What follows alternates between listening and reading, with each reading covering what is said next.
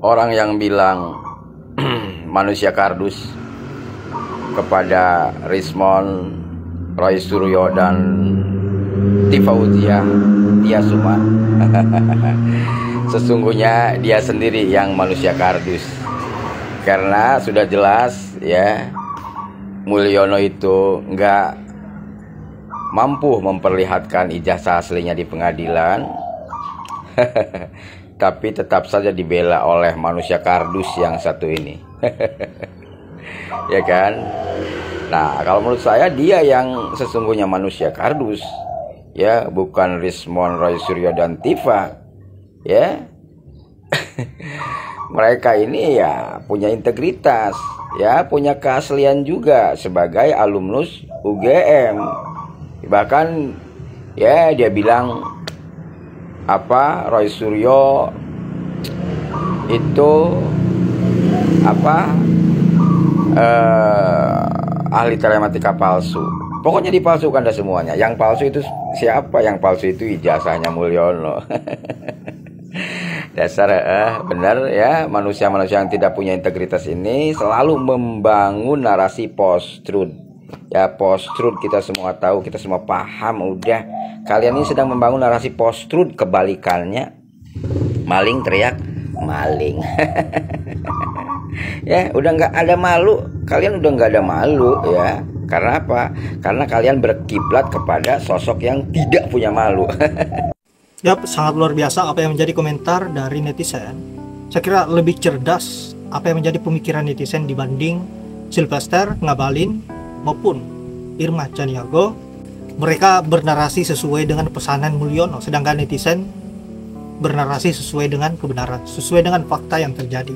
Nah, maka sudah dipastikan bahwa yang sebenarnya kardus itu adalah mereka, Sylvester dan kawan-kawan yang sedang menjilati Pak Mulyono.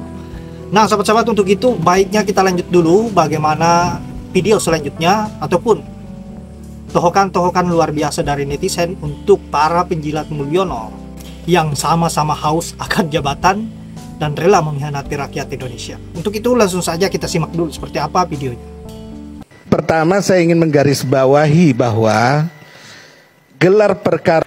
Pertama, saya ingin menggarisbawahi bahwa Jokowi dan seluruh antek-anteknya, seluruh pendukungnya itu adalah perusak hukum di Indonesia. Buktinya apa? Jokowi merusak hukum. KPK dilemahkan, undang-undangnya dirubah oleh Jokowi. Kedua apa? Bareskrim tidak punya wewenang menyatakan ijazahnya Jokowi identik atau otentik. Itu Bareskrim tidak punya wewenang.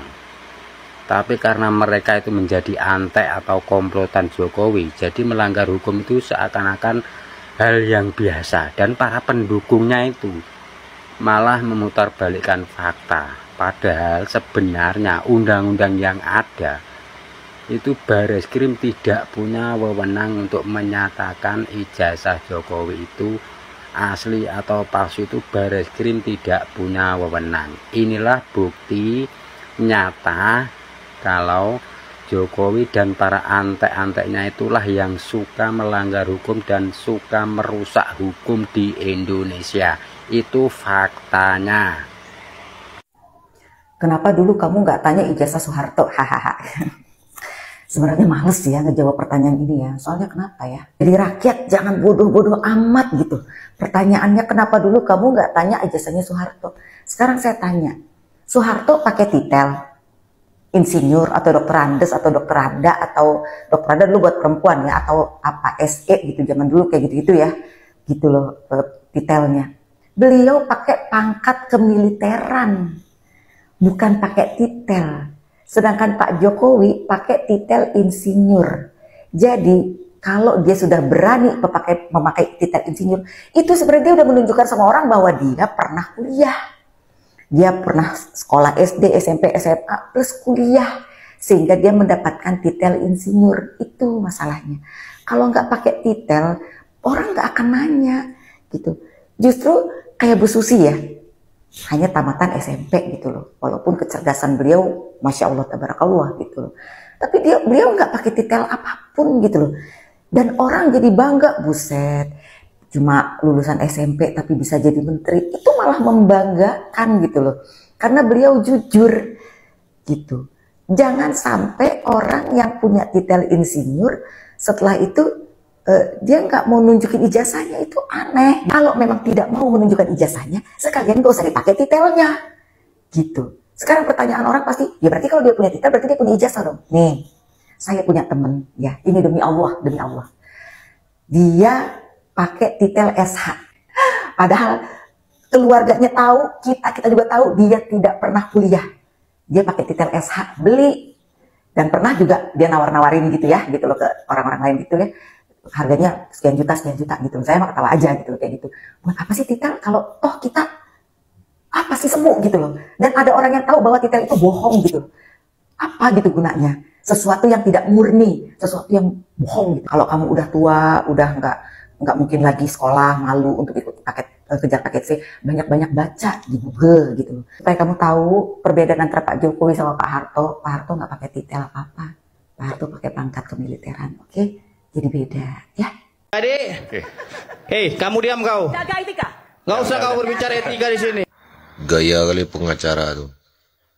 Sama perempuan tunjukkan borgol. Di saat ibu yang perempuan itu katakan jaga etika, nggak perlu etika di sini. Begitu kualitas pendukung Pak Jokowi, teman-teman. Etika itu harusnya di atas gitu, bukan elektabilitas. Ini kesalahan fatal juga masyarakat. Makanya milih seorang pemimpin, jangan elektabilitas, tapi etikabilitas. Ya ini cerminan bagi orang yang didukung. Inilah. Tengok pamer borgol, seolah-olah hebat kali. Emang nggak pensiun dari pengacara?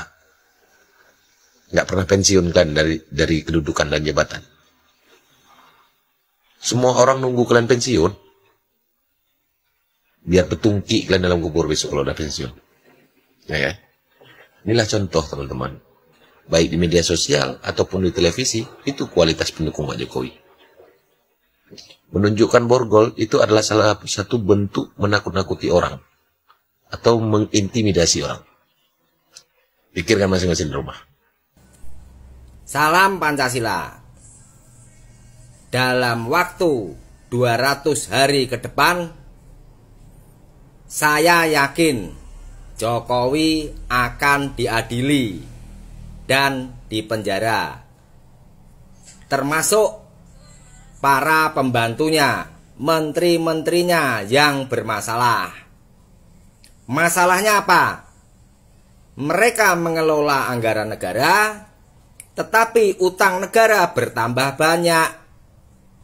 Kalau kalian membela dengan bilang bahwa itu untuk membangun IKN lah, jalan tol lah, infrastruktur lah, itu dana dari investor.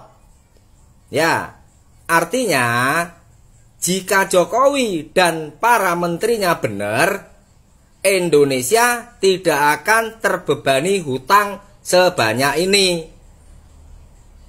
Logikanya kan begitu.